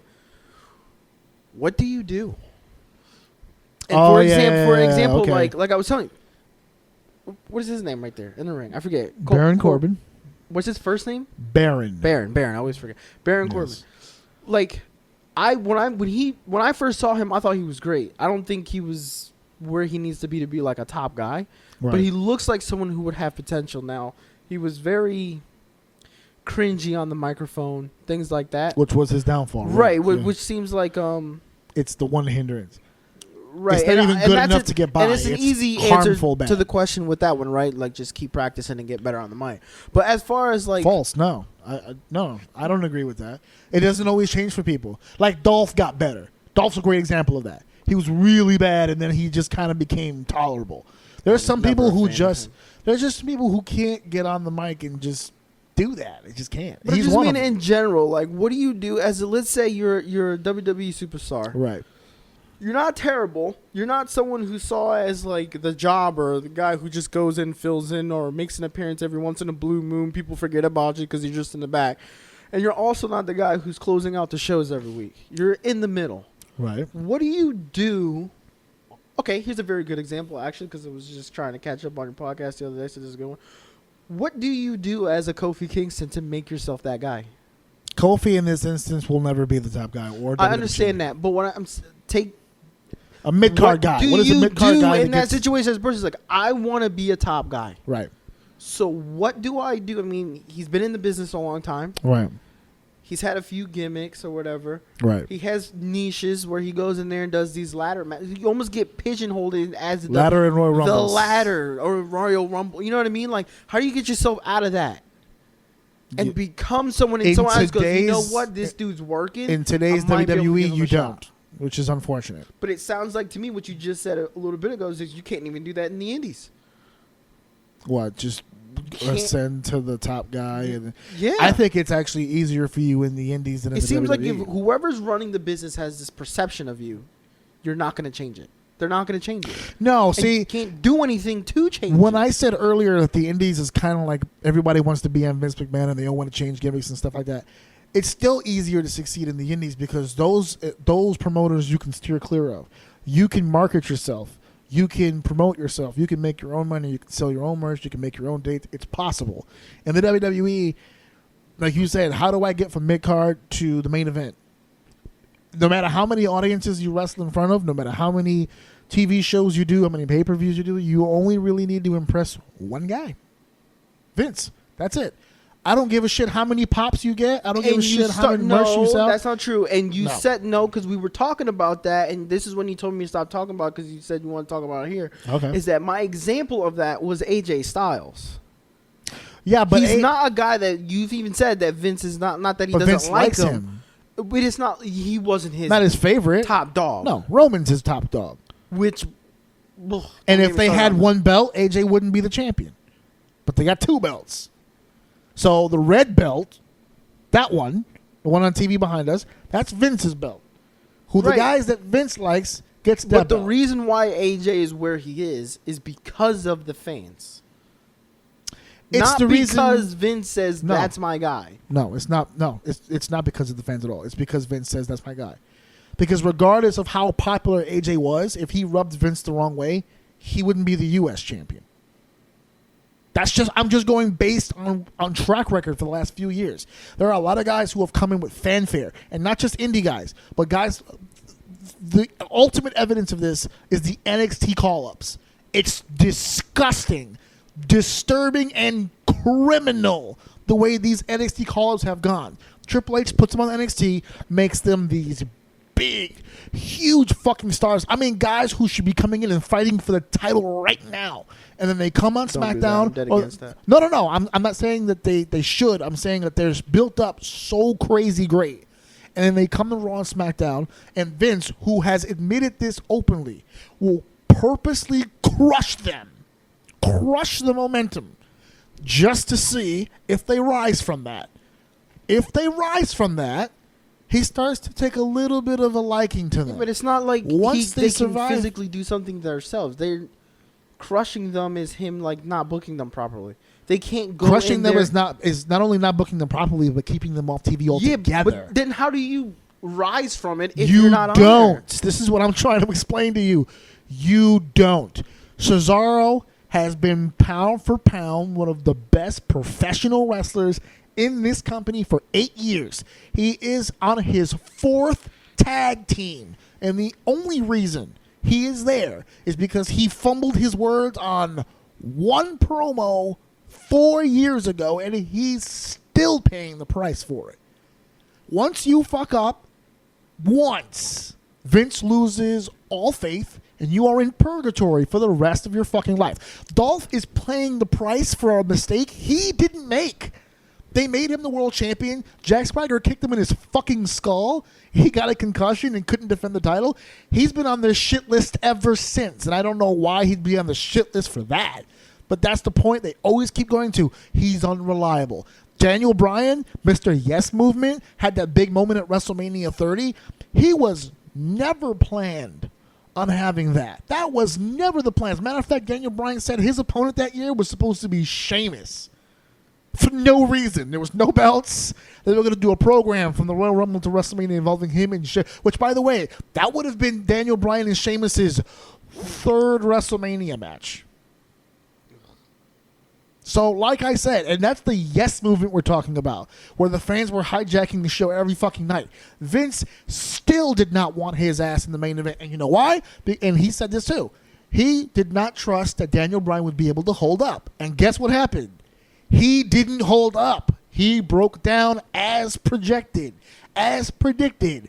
So when Vince does these stupid You things... mean broke down physically? Yes, he broke down physically. He's an indie darling who took all the risks possible. So by the time he got to the WWE, even though he was in his 30s, he was a broken down old man, and they knew it when they hired him. That's why they said, we're going to put him on the top of the card, a few main events here and there. He'll win the IC belt, US title belt, but he'll never truly be the guy because we can't trust him to be the guy. He won't hold up. And Lord and behold, it wasn't but what? 4 months? 3 months? Broken. He was gone. So every time Vince does listen to the fans and pushes them up, they either break or do something stupid, or the fans do something stupid. I just did on my last podcast. Dolph Ziggler and Seth Rollins, two internet darlings. This is the two wrestlers that all wrestling fans, the real pro wrestling fans, love, right? They love these two guys. They're fighting in an Iron Man match, 30 minutes, not even the full 60, 30 minutes for the Intercontinental title. In the main event, Vince is giving these two guys the shine. Here you go, boys. Prove me right. Prove the fans right. Let's see you go out there and steal the show. And you know what the fans are doing? They're counting the clock that was on the screen, like the Royal Rumble. They were actually going 10, 9, 8. When they got down to 1, they went, and then were quiet until it got down again, and then they would count. And they did it every fucking minute all the way down. So, even when he does cave and give the people what they fucking ask for, they shit on it. So, ask me again, how the fuck am I supposed to get out of purgatory? You don't. You don't. You can go on there and wrestle all the matches you want. Seth Rollins has been killing it for fucking months. So your fate is sealed the moment you enter. You have one shot to impress the boss. Once you fail to do so or betray said trust, you're done. You don't go back up. You don't go back. Miz won the world championship how many fucking years ago? 2011? He won the belt. He was the champion. He went to WrestleMania, right? He had the worst WrestleMania main event of all time. After that, he never got close. He went down in popularity a little bit, but then he got back up. Even I have to admit, He's great right now on the microphone. The Miz is money. I've always liked Miz. He's I've always been a huge money fan. right now. Even I have to admit that. Is he a world champion right now? No. Why? Betrayed the trust. Once you slip, you don't go back. That's why for those few who were up there, the Austins, the Takers, the Shawn Michaels, the Bret Harts, the reason why they're regarded in so high by management and even by Vince, Vince inducts these people in the Hall of Fame Because of himself. pure consistency. They don't stumble. That's right. Consistency. It doesn't matter where the show is. It doesn't matter what the audience is. But these doesn't are matter guys your who've health. been injured during title And they runs. don't miss a beat. Steve Austin broke his neck, dropped on his fucking head by Owen Hart. He didn't miss a fucking TV. He was on every week, making the money, baby. I mean, that was the Attitude Era. That was the Attitude Era. And now they're much more safer with their athletes, and they make them take time off. Dean Ambrose has been gone for 8 or 9 months. Not a Dean guy. Thank God. No, I don't wish him any ill will, but I am not a fan of that guy at all. He was boring to me anyway. That's a story for another fucking day. Jesus Christ. All right, well, we've gone back and forth with the witty banter and the whatnot. I had a good time. Did you have a good time? It was good. It was good. time. We got to do this again. We got to do this again, right? Yes. I didn't know that was a question. Yes. I'm sorry, I got to change the show. We got to do it again there, right? There you go. That's the question mark we've all been waiting It for. was a Canadian question. All right, guys, this is episode 45. I want to take the time to thank you guys for listening to the show. ajoum.podbean.com, of course. I already gave you the platforms. Buy the fucking T-shirt. I can't explain enough. You got to buy the T-shirt, too. Buy the T-shirt. Please, for the love of God. Buy this guy's fucking T-shirt, please. His damn T-shirt. Please. Tell him your nephew's hungry. Yeah, he needs to eat. He needs to eat. He's Ethiopian right now. He's starving. He needs you people to buy the T-shirt. I should get him to say that, actually. Not say that he's hungry or whatever, but like, No, don't do that. to say that I need to get him. I need to get him to film something about buying the shirt. That'd be pretty cool, I think. Anyway, prowrestlingtees.com/AJOUM is where you can buy that T-shirt. I gave you all the platforms and stuff. Thank you for listening. Thank you for downloading. Thank you for sharing. And, of course, thank you for enjoying. This is ajorsini, episode 45. Hey, Squad of O. It's your general, your main man, ajorsini here, taking a time out of my schedule to make sure you're doing all right. Checking in, trying to see if you're cool.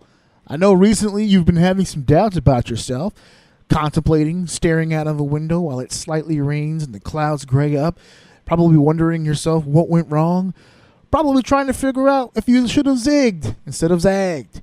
Where does my life become? Why am I like this? Why did I become the person I am today? Deep psychological thoughts.